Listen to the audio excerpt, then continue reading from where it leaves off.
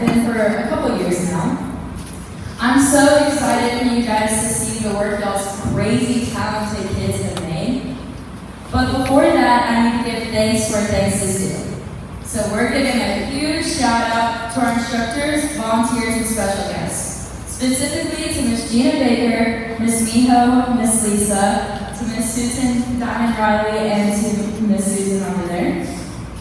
They have put in so much work, and for our instructors, they showed up every day and they contributed all their effort and time in making this possible. And we would also like to thank Mr. Jonathan Haupt and the Pat Conroy Literary Center for being the founders and reasoning for Camp Conroy and for being dedicated to preserving and teaching art and writing to children. Finally, we'd like to thank all of you guys. So we have your wonderful kids for 2 weeks, but the other 50 weeks of the year, they're yours. So we want to thank you for recognizing your children's abilities and sending them here. And with that, let the reading reception begin.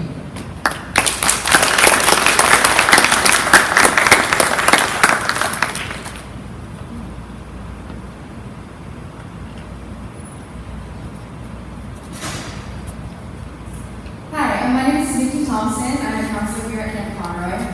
This year, I had the pleasure of leading our collaborative work story. So, as you may or may not be aware, here at Camp Conroy, we split up into 3 different groups. Each group has a certain role to play in creating this book. So, our groups are as follows. You have the production team, you have the design team, and the editorial team. So, all of our campers are sorted into these groups, and counselors are assigned to each group as well. The idea behind this is that we're wanting them to work together to make a story that is collaborative and cohesive. This year, we decided to do a little something different. So before I had them start writing our collaborative stories, we came together and we started thinking about a kind of time travel organization. So we ended up calling it TIME, which is an acronym for Temporal Institute of Marvelous Explorations. So before we started writing, we had a huge, long discussion about what exactly that looks like, what that means, who they were, why they were, what they were, that kind of thing. And there were so many great ideas that they shouted out, and it was hard to narrow it down. But after that, we had them draw some slips of paper that they had written time periods on. So each group drew 2 time periods, and the goal was using our time organization as a kind of anchor. They had to write something that connected those 2 time periods that they drew. And it was a lot of fun. It was difficult. There was frustration, but we made it in the end, and I think that's what's really important.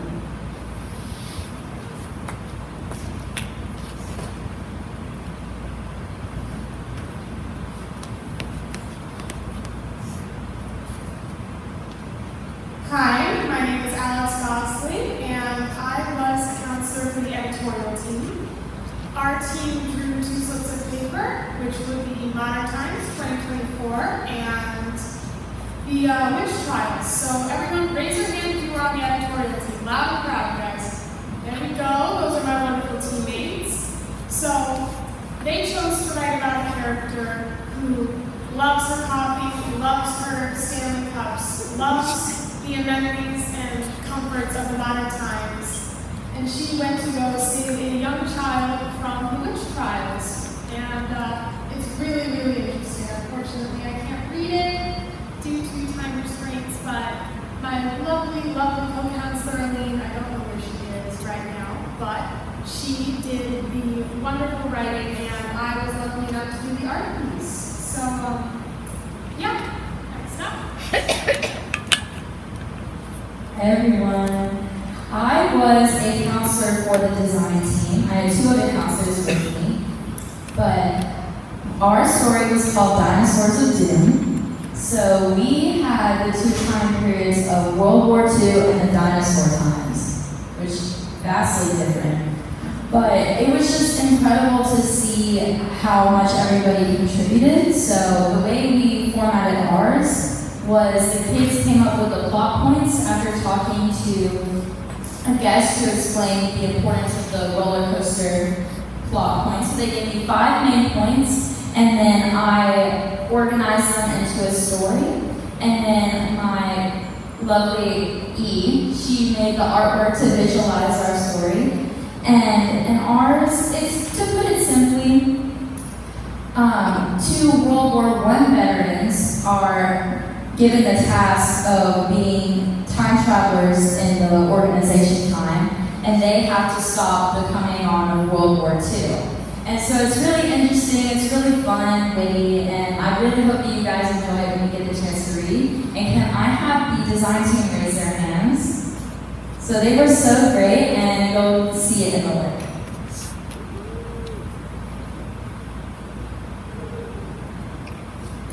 Hello again. So I'm a counselor for the production team, and if I could get the production team, aka the best team, to raise their hands.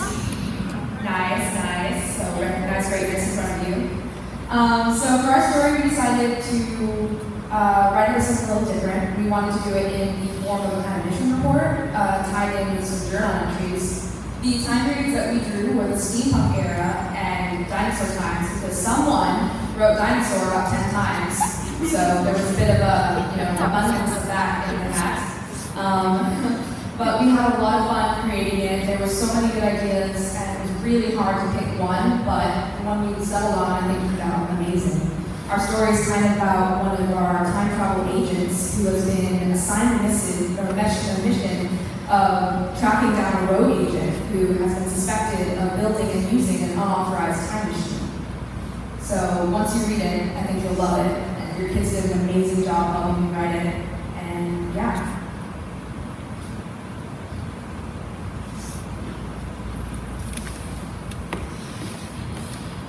So I'm going to be reading for the pen name AD, Miss Alicia. She has a poem titled My Future.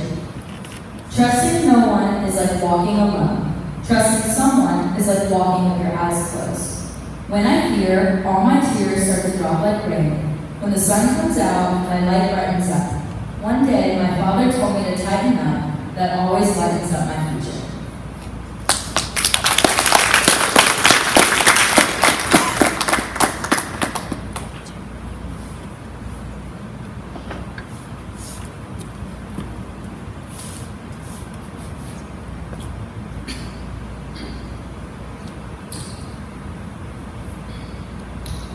My name is Baker. Mowed like grass, uncomfortable strands spread out sky. Many days pass, my flesh grows eagerly, growing up rooted. Shores of course mature, I heard in some style, near mine. Imperfect love, with emerge as I said urge, it's enough. First I noticed gold, we begin to teach my arms, and to get it too fast. It's easy to have a rat's nest. There's much distress, so I once again, they were. Greetings, valued investors. Wait just a moment for our special shareholders presentation to begin. The voice I hear isn't Scottish. It's extremely Scottish, and perfectly matches the cartoonist Scottish man bellowing on the stage of life. He makes me feel like less of a Scotsman, and it doesn't help that I'm being parallel for the Scottish shareholders. Why am I in a giant part in this? Wouldn't it be easier to hold a virtual meeting? I'm an important investor, and I deserve respect.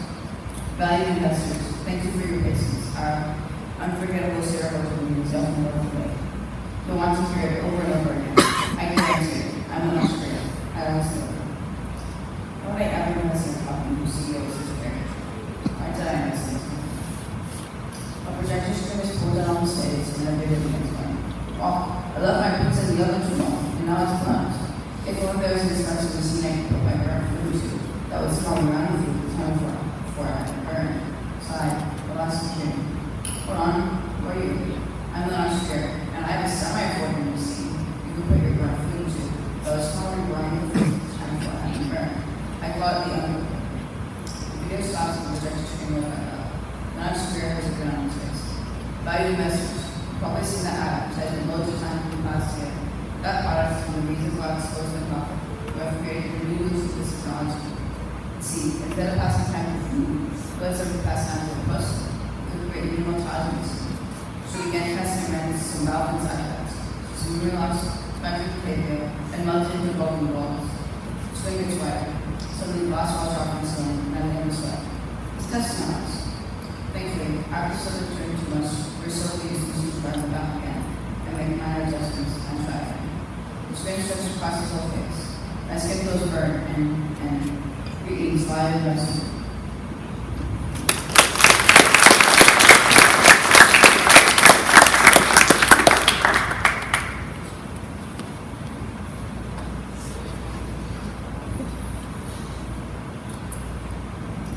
Hi again, Alexandra and Bosley, and these are my poems. Crawling to sunlight, leaving his old skin behind to feast on the green. Swaddled in soil, the world spinning around him, years spent asleep. Emerging from earth, chirping birds and climbing bugs, June awakening. A cicada's song, a muggy twilight concert, hard shells on soft grass. Camp Conroy snapshots. This is full of inside jokes that I do not expect all of you to understand, but it's important. 2018. New beginnings, new bonds, new everything. Nature walks, hallway hide and seek, blizzards and Grand Theft Auto. 2 weeks, 10 days, first quarter. 2019. New campus, new lessons, old friends. Recycling old contraptions, lizard cult, library band, chaos and craziness abound. 2 weeks, 10 days, second quarter. 2020. COVID. New communication methods, no contact. Trees, leaves, pet pics, Zoom calls. 2 weeks, 10 days, third quarter. 2021. New counselor cast, new dynamics, same pride. Freedom, feathers, collaboration, and compromise. 2 weeks, 10 days, fourth quarter. 2022. New traditions, old campus, campers growing up. Summer journeys, songwriting, roller skates, and photo booths. 2 weeks, 10 days, fifth quarter. 2023. New voices, new recruits, hidden treasures, talent shows, Savannah's Minions, beach walks. 2 weeks, 10 days, sixth quarter. 2024. New campus, again. New schedule, same chaos. Passing time, passing out, Penn Center tours and paper airplanes. 2 weeks, 10 days, 7.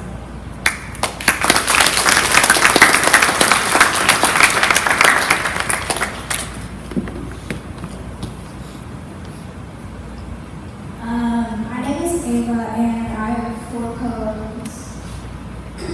Summer, the time of freedom.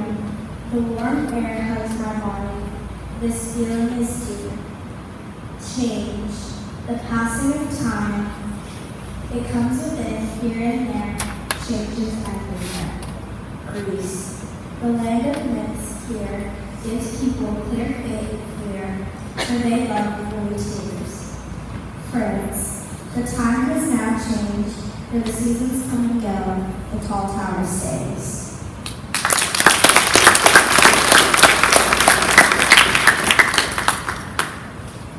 This is a letter to a dreamer. In the inferior past, a baby was lucky to live for longer than a few months before its body succumbed to the elements, too weak to house so much potential.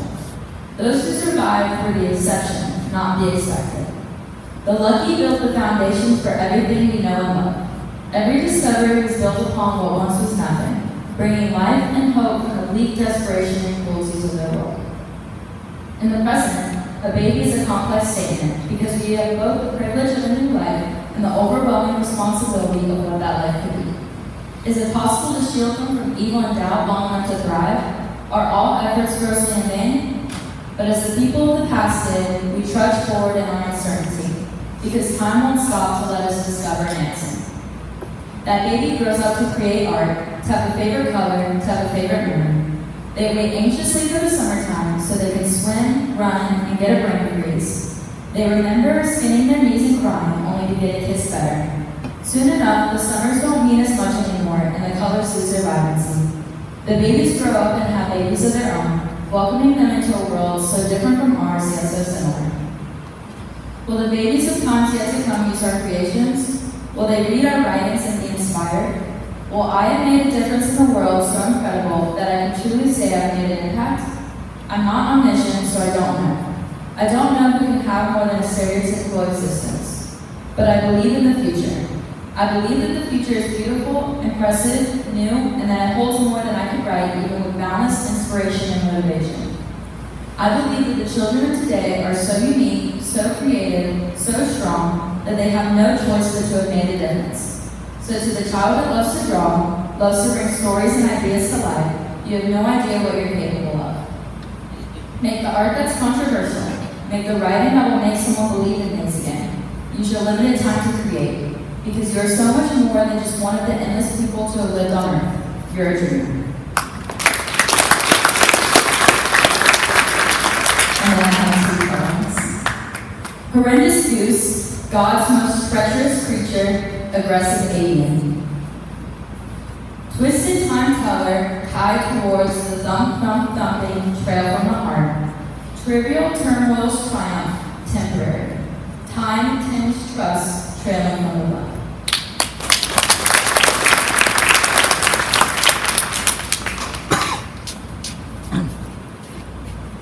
Hello, I'm Rose Sandridge, and I'm going to read two poems. Time travel. Traveling through time is fascinating. Rearranging events in the past will affect the future. The future is an interesting thing. Is there a present, or is it the future I'll see? For time it shall pass, if not, it can go so fast. Time. Time, an interesting thing. You can be late or early, but if you turn your watch clock 2 hours behind, will the clock be correct or incorrect? We all depend on this mysterious element.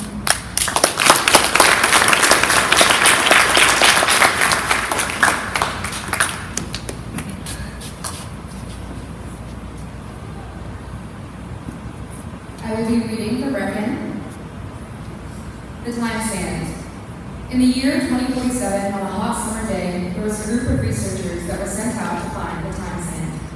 Leading the group was Jeff Sanchez. He was a very famous scientist. The other person was Brady Nolan. He was a famous artist. He said he was there so he could see the historic moment, but he was actually there so he could get inspiration for a painting. When they got to the sand, it was a brilliant light blue. Jeff stepped on the sand to check its texture, but his foot fell in. Then he told Brady to jump in the sand. After they both jumped in, they seemed to be on a weird earth. Then they asked the wanderer in strange clothes what year they were in. Then the wanderer replied, 8047. They started to wander in the forest into the future. The leaves on the trees were red. After that, they found oddly shaped fruit, like an apple in the shape of a banana. They walked a bit longer until they came across a gigantic alligator. After that, there was a big chase over the really hot sun. Then they threw a rock at the alligator's face and knocked it over. After that, they immediately decided that they didn't want to stay there for much longer, so they quickly left after that. The end.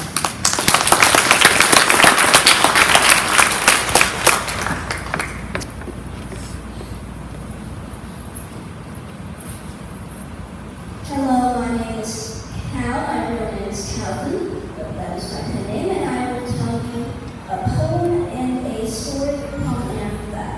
Tales of Whales, an original poem. Once upon a time, there was a tale of a whale, in which a whale with its tail created the scale. When the big whale went up on the stern scale, and the result of his weight made him rather pale. He weighed 1 million pounds.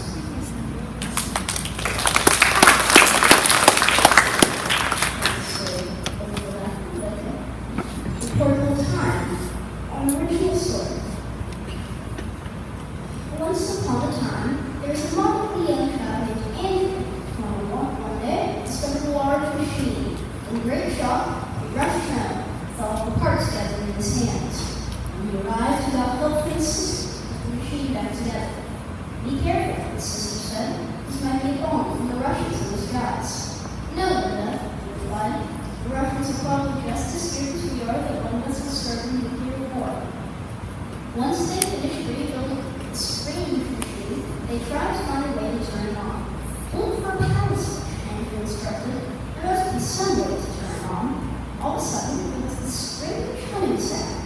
What did we push? Andrew sternly asked. Nothing, Linda innocently replied. Then, with a flash, the machine came to life, everybody moving. And then a portal showing a futuristic city on the other side. Why didn't I realize, Andrew marveled? It's a time machine. Why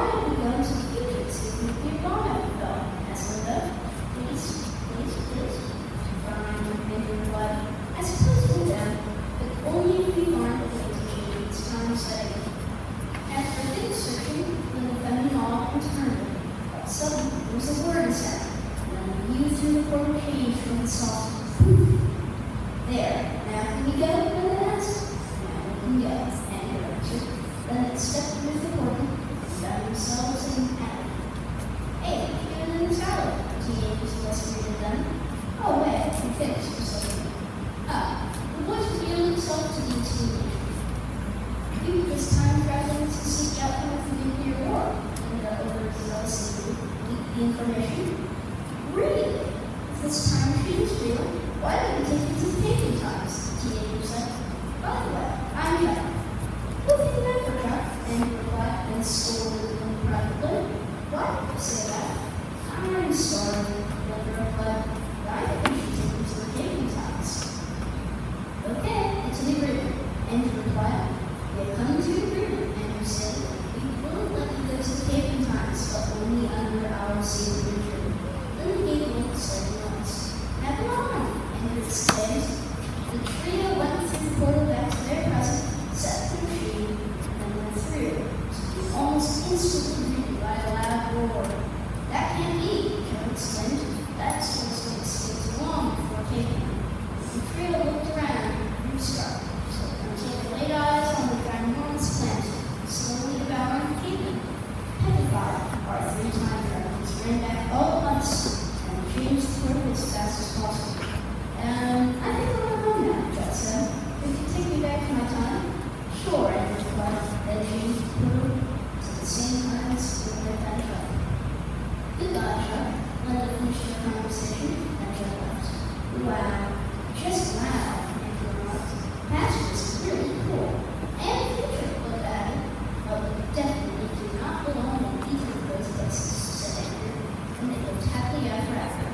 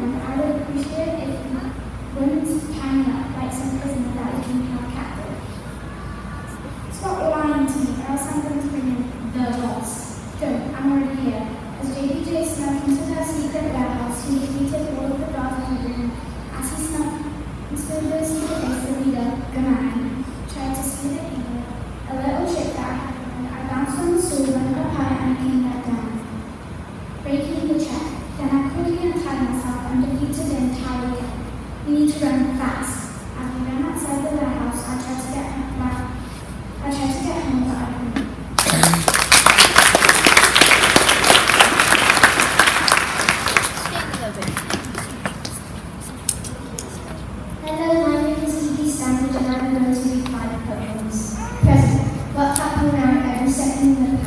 reset and affects the future. Good or bad can help us back in the present every second of the day. Past.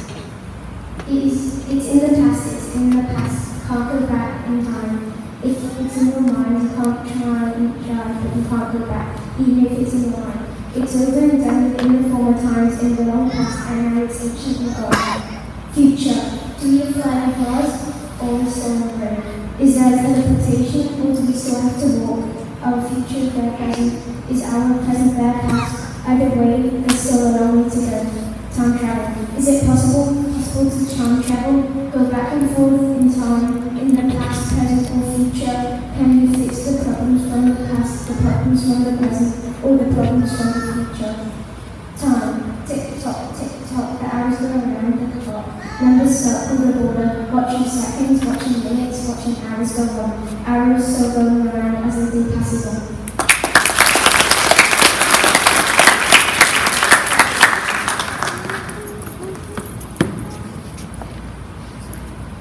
Hello, my name is Ellene Achurch. I go by E, and I'm a counselor here at Camp Conroy, and this is my poem. Wildflowers once again. Started as the remains of an old garden, surroundings of lush mossy grass, bright as the color making the animals feel full of life, bright and radiant. As it starts to age, the hues of living soon die, leaving the court seemingly gray. No movement, no noise, no growth, and as it lays there, time gives it purpose.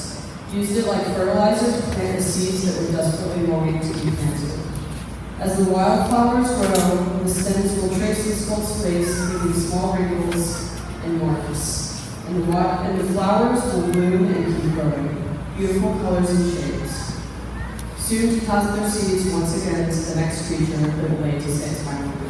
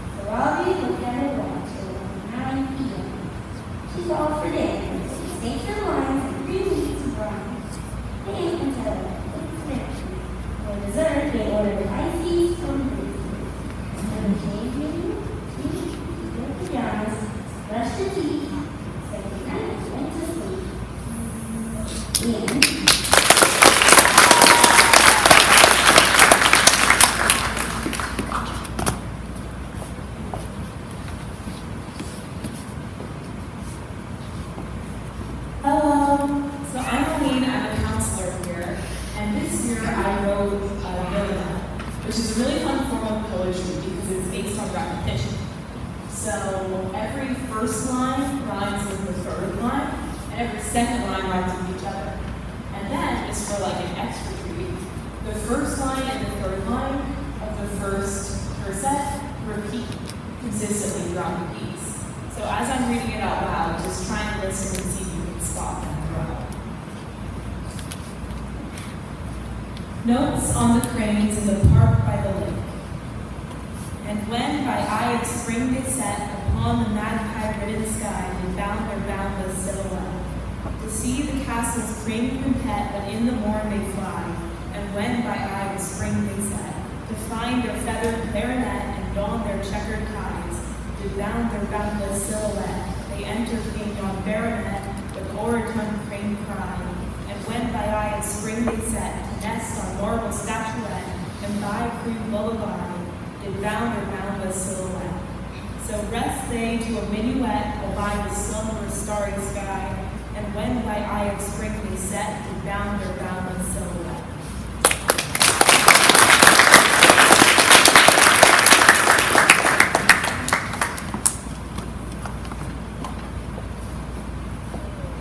Hello, my name is Gideon Jackson from Rogers, and I will be skipping my poem and going to my story. My story is called Stuck in Time. And before I read this, I want you to know that every single character has 3 lives. Once upon a time, 2 kids, Jane and Todd, went to an antique store and found a time machine. They hopped in and went to a dusty place. There were no trees or cars. Where are we? Said Todd. We didn't know. Jane said, let's go back. They walked back, but the time machine was gone. Well, what do we do now? Said Todd. Let's try to find all the pieces. Look, over there, said Todd. What? Said Jane. The pieces. Oh yeah, said Jane. Let's go. So they went to where they saw the pieces, but when they saw a megalodon robot, they decided to fight it. Are you crazy? Said Jane. Why would we fight a giant robotic shark? The megalodon gave them armor and said, you're gonna need it. Fight begins. The megalodon attacked first, but Jane blocked it with a shield. Todd attacked the legs, and it fell down, but the thing blasted Todd and melted. The megalodon came back and attacked again and again and again until Jane fell. Then Todd and Jane came back and hit the megalodon on the chest. They had won this one. They went back, but their parents were not there. Where were they? To be continued.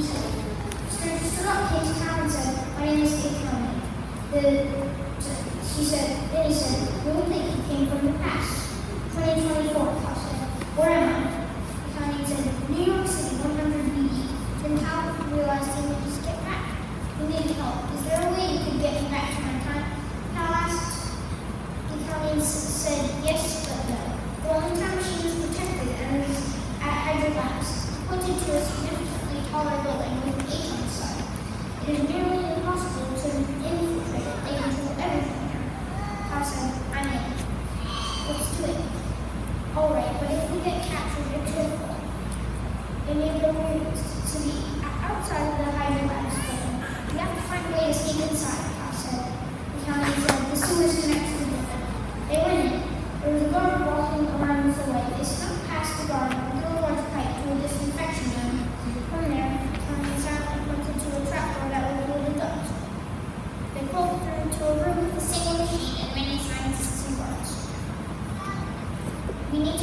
version, and said goodbye. Before help could stop him, Connie burst through the back door and the guards tackled him. I realized he needed to go or the Connie sacrifice would go to waste. He jumped into the machine, pulled one of the buttons without thinking. There was a bright flash of light, and he was transported to the safety of the chief's jewelry. He yanked the lever to a midway point and realized he was right outside his apartment on the same day and time it was before he left. He went back to his apartment and took a rest. After he woke up, he told his family about his adventure. He thought he was crazy, but he would never forget the kind of sacrifice.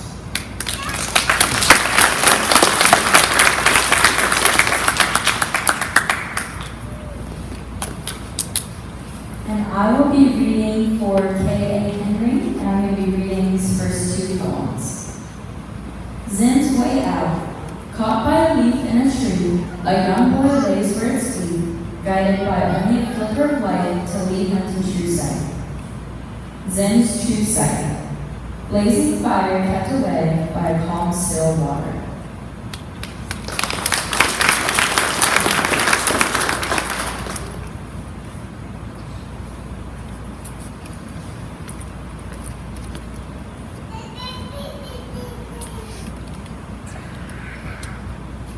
Hi, my name is Cecil, and my pen name is Ellene. My story is called The Watcher.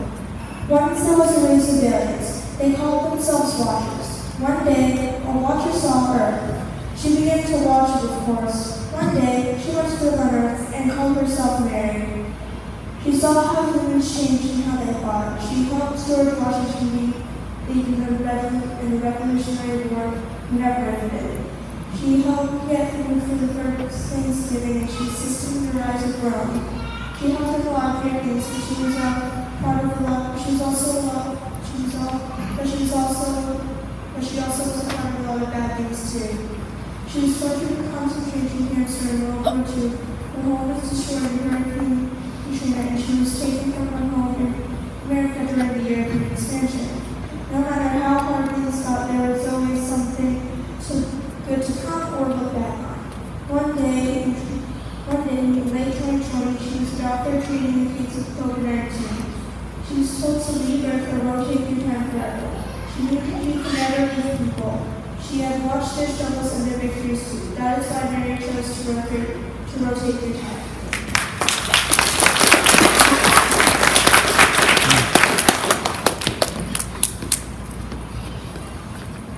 Hi, my name is Britt, and I'm reading 5 poems. Past.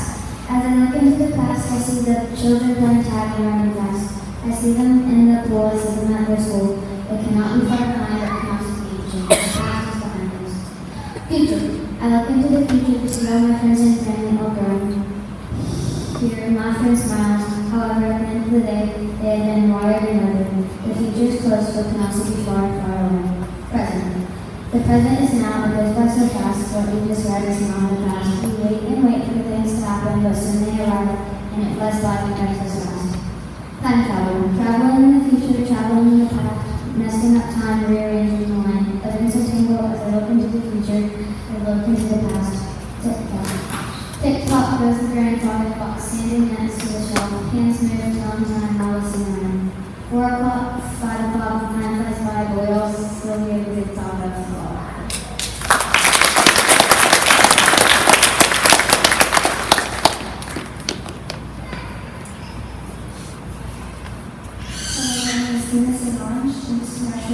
Space, light, stars, and time. Difficult to know whether then or now in the void of space. I gaze up at the purple pre-dawn sky, still lit with stars. My palms pressed against the cool concrete of my apartment building's roof. I want to post the idea, no videos. Before I receive a lock, not a bolt, and all I have to do is insert an old credit card and force the lock to everything. Up on top of the building was a great place to think about space and time.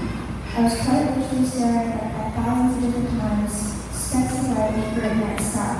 Some of them are long gone, with their phantom light shining twice night after night, the cosmic equivalent of ghosts. My best friend, Julia, introduced me to the incredible nature of space. I remember one conversation we had about space, light, stars, and time. I sat curled up in a deep leather armchair before a fire. Julia said a question, feeling hourly behind the sweater. "Ever heard of the twins' paradox?" she asked, fingers dancing from the sweater to the tips of her hair. I vaguely remember something about it, and I replied, "Something about space and time, isn't it?" "Yeah, it's really fascinating. It goes like this. There's a set of 18-year-old twins on Earth. One twin measures out into space at a close of Andromeda, and the shape is moving close to the speed of light. When he turns 25, his twin on Earth turns 90. Time dilation makes the twin living in space experience time more slowly," she told me, still twirling her hair. "So should the space twin go back to Earth, he would essentially travel in time to the future?" I asked. "So, yeah, time travel is kind of possible because the speed of light is always perceived the same by all observers. That means that when we approach the speed of light, time slows down. Also, the closer you to the speed of light, the mass increases, but the speed does not. To reach the speed of light, you need infinite energy, so it's virtually impossible. However, if you were to reach the speed of light, time would stop altogether, and you could go faster than the speed of light, time would actually go backwards. I mean, that's a simple version of the less generated concept," Julia said, shrugging. "We each got to chat about school and such, but the conversation stuck with me. I think of it now, watching the sun rise over the horizon, kissing the tops of trees with golden glow. Time has not been but simple complex. Perhaps someday someone will find a way to travel through it."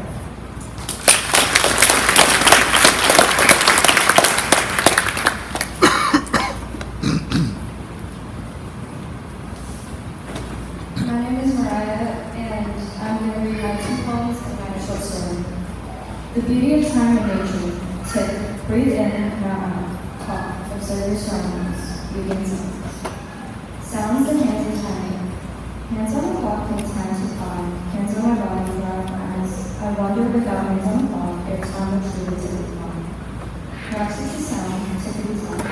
Your ears should be your mind to process the complex truth of moving time. As life moves on and time goes old, the clock we observe slowly grows.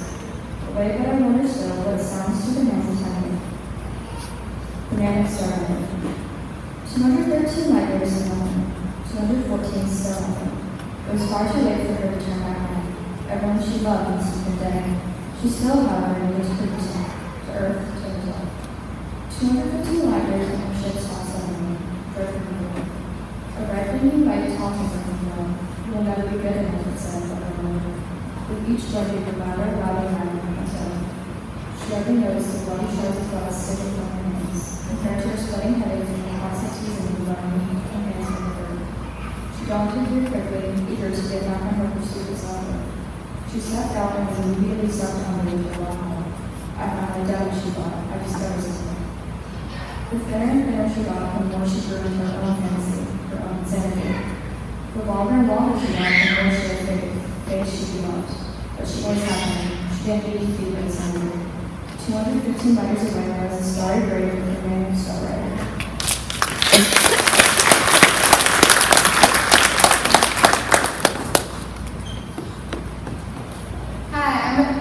Hi, I'm Matilda Allen, and my author name is Matilda Allen, and I would like to present my short story, The Z Here.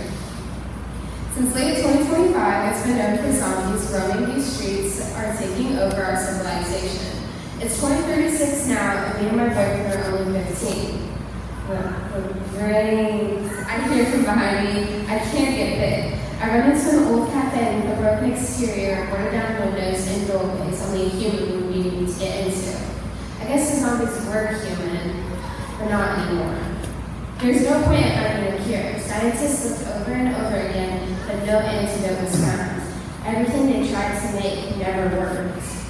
Dog ran up to me and licked my foot. I looked down at the dog. It was a bluish-gray hound dog with big floppy ears. Her name was Sippy, and she was a mutated zombie dog. She was originally a service dog cooked for my mother, but the apocalypse came and there was no hope to save my family from being infected. Unfortunately, Sippy was bitten. She was not infected. She was able to block the infection from getting into her blood flow. I look around the cafe and find Freddie. His family found me as a kid and we grew up together as the virus grew with us. Mars, I'm right here, Freddie says. Freddie, there's a couple of zombies piled on the door and we have limited time to get out before they come in. I was said who came over to the call. Are you serious? All of our stuff is here. He sounds irritated. I have no time to bicker. We can get it back later. Our lives are more important than stupid resources I can get back easily. I glare at him and turn to squirm out of the cafe. I hear him behind me shuffling around, probably grabbing some stuff before he calls out for me to wait for him. I don't wait. I pick up Sid so she doesn't have to run. She's getting old, yet she's still like a puppy and energy. Maybe the virus made her live forever. When I start running, there's no slowing down. I am determined to make it all alive. When I begin to slow down, I start feeling lightheaded. I think to myself, what's wrong with me? My cardio is just fine. I hear Freddie scream, help, the zombies! I don't remember what was said or what happened, but I wake up tied to a chair in a place I don't know. It smells amazing, like sweet pie. Hello? I call out. Who are you? A manly voice calls to me. My name is Mars Willington. Where am I? What's the date? I don't know if I've been out for days or maybe just hours. You're in London. It's 1666 and the date is June 18th. I don't know what to say. Huh? This must be a joke. Not funny. I say, what's the joke, ma'am? He seems to sound young. Not my age, though. In his early 20s. Is this before or after the Great Plague in London? It just ended. We finally got a cure. I'm one of the doctors who made the cure. Wait, who's asking? He says cautiously. I'm no threat, I say. Well, can I get the cure or something? I ask politely as I can. Well, what killed the plague is simple. You must have to burn the affected areas before the virus goes into the bloodstream. He says, to kill the infected is to put gold into them. I don't understand how, but gold kills them. No way, I say to myself. Who's this? A buff man comes in. Before I say anything, I'm knocked unconscious. I don't know how, but I'm back with Cindy. Help! I hear Freddie again. I don't turn back. He always jokes around about this. I turn. What if? I run, my speed picking up as I hear him scream. Mars, he's fading. Half his face is gone. Half his face is gone. There's no saving him.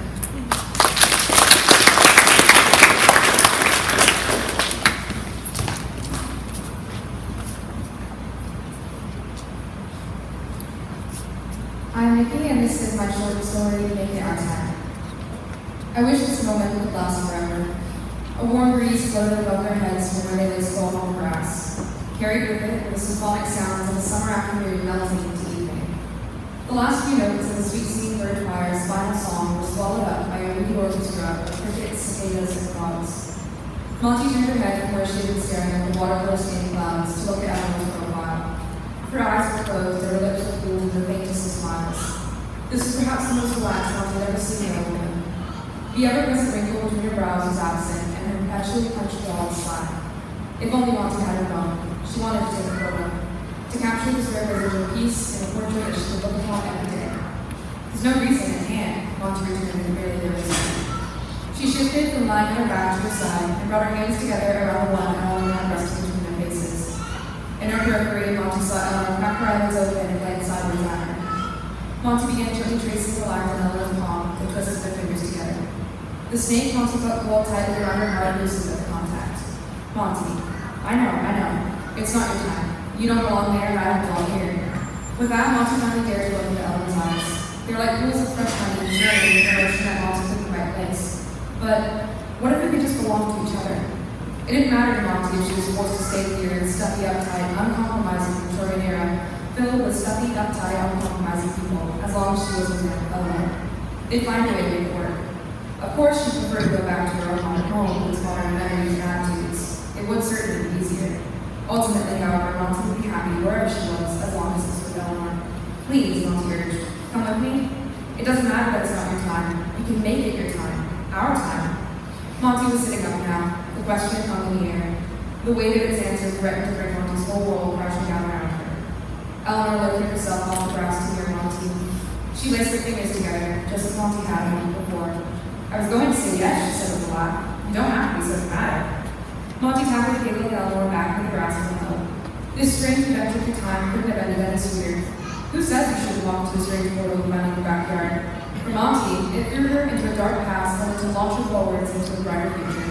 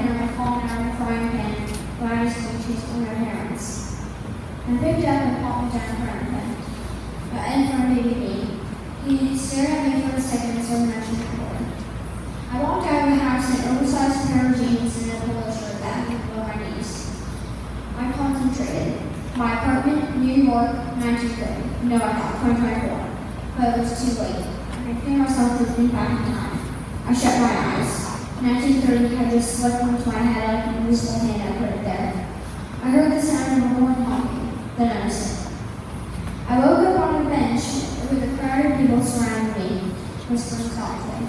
When we saw I was awake, we stopped whispering. Hello, Savannah. What's your name? Al, I said. They all looked at each other and started whispering again. Come with us, I said. There's someone you should meet. I followed them down the side aisle with concrete walls that were covered in graffiti and dust. One of them pressed her hand against the drawing of a circle. A doorway melted out of the concrete, and one by one they all went through the doorway. I only hesitated for a second, then followed them through. The pathway sloped downward for a while, then started twisting and turning. Finally, we reached a chamber at the end of the hallway and entered. Inside, I found a woman in the center of a ring of candles. After the day I had, I thought I could take anything. But nothing could prepare me for seeing my Aunt Lyra sitting there smiling at me. Aunt Lyra? Yeah, she said. What?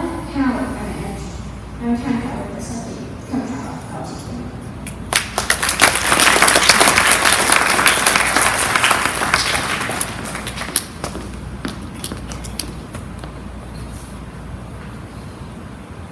Savannah Epps,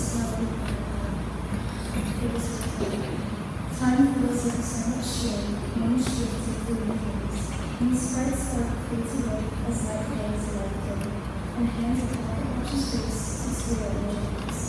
Memories fall like all news, rustling through the evenings.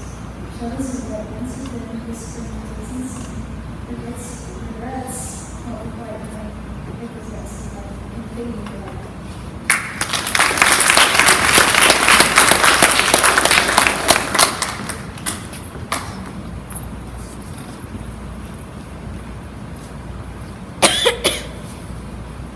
I will be reading for Weston, aka W.C. White.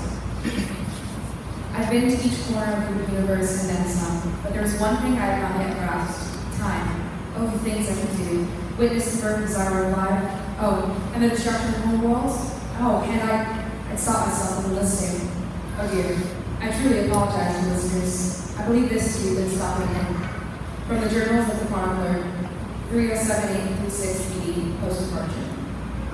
The chronicler stands from the silver desk, brushing dust from his gray skin. He leans across the desk and stops the audio documentation. He begins to stroll towards his sleeping quarters, but halts in front of the mirror. The chronicler looks at his reflection, studying his tall, well-lit frame, and inspecting his robotic face. I just wish I could fix this, all of it, keeping my family alive, halting the desecration of my face. If only I could break the chains of time. The chronicler sighed, and suddenly the shovel erupted in a violent shaking, launching him against the wall. Pages were firing bullets through the steel halls and books like asteroids. He tried many times to climb back to his feet, but to no avail. Soon enough, he crawled to a nearby window pane, and upon looking through, he saw something like nothing seen before. What used to be a black void in infinite space now lit up, a web of color.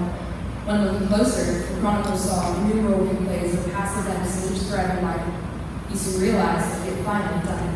Time was his to be.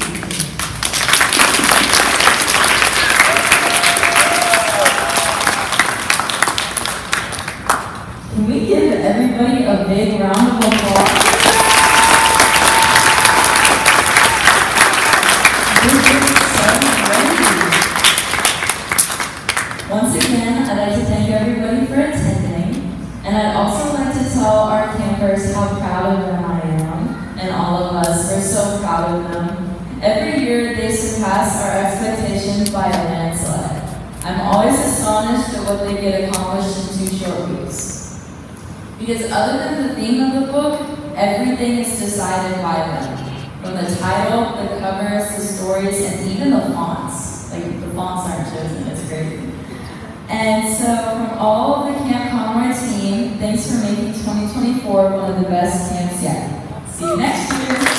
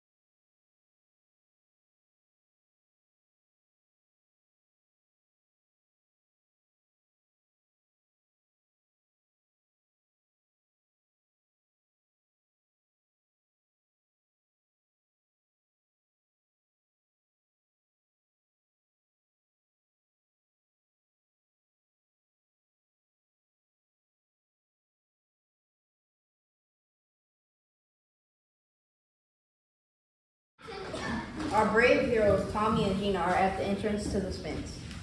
Gina, I don't think we're in Wisconsin anymore. What is this place? Suddenly, the door to the Spence opens, showing a Morlock heading the giraffe behind him. What is that? Jeez, what the? Oh, Someone said, Gina, what do we do? What do we do, Gina? that joke you said earlier that would make you die of laughter. Yeah, who said words? Yeah. Why did the chicken cross the road? Your mom. It worked. Inside a microwave beeps, while an Inlock falls out of the bushes in the shore. Huh. Pizza? That's interesting. More pizza? It's almost like an infinite supply of pizzas. What do you think will happen if we eat one of these, Gina? Just try it. Here goes nothing. Goodness gracious, Gina. I do believe that this pizza has quadrupled my intelligence. You try some. Okay. Whoa, that made me super smart. Yeah, I mean, what? Like, what is your name? Huh?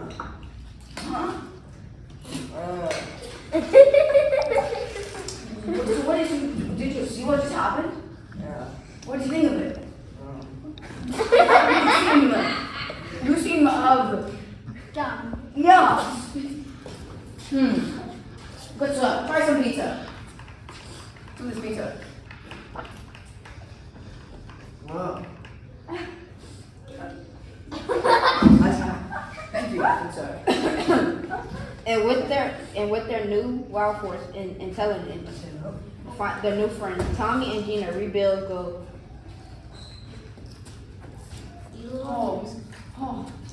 Look at this giraffe. I could use you for labor. I would, of course, need to domesticate you, of course. As everybody knows, giraffes cannot be domesticated. They're too dumb for that. Yeah, how just like a little bit.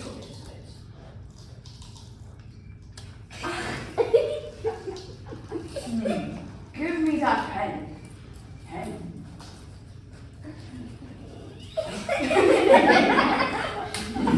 I did. This giraffe is so smart it could help us with construction. Goodness gracious. And look, even more giraffes. There are more giraffes here. Wow. With these tools, I think we could rebuild this whole civilization. And when more lives come, we know what to do. Right, Gina? You say, why did the chicken cross the road? And Your then mom. we say, your mom. Yeah. The end. And then we die of laughter. Yeah.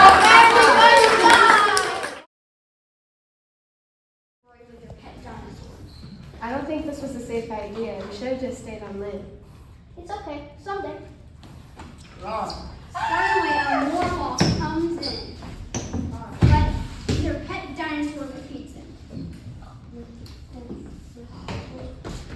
Oh my God! Oh! Don't you wink at him! The Morlock chokes on the way. But in his last dying feat, the Morlock bites Tommy. Oh my gosh! No, Tommy! I love you, Tommy. Wow, you Pet get big. dinosaur brings a pickle over from the pickle factory and heals Tommy's wounds. The end. Yay.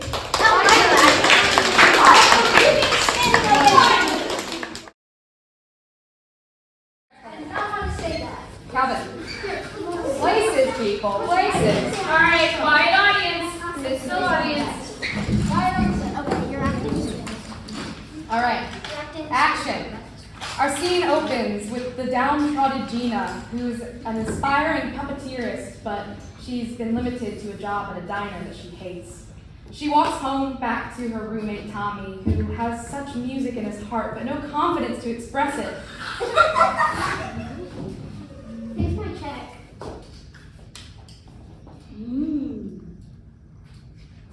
Oh, I'm so tired of the time.